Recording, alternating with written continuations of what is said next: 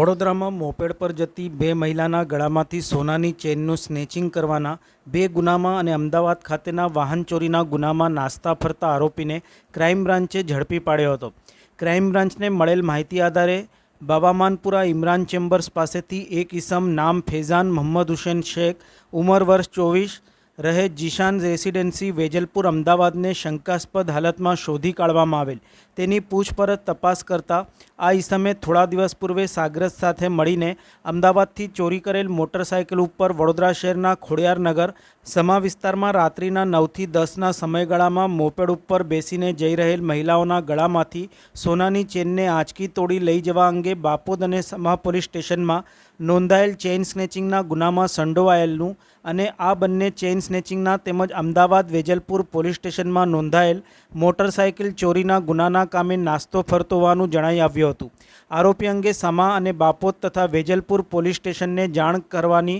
તજવીજ કરી આરોપીને વધુ તપાસ માટે બાપોદ પોલીસ સ્ટેશન ખાતે સોંપવાની કાર્યવાહી હાથ ધરવામાં આવી હતી।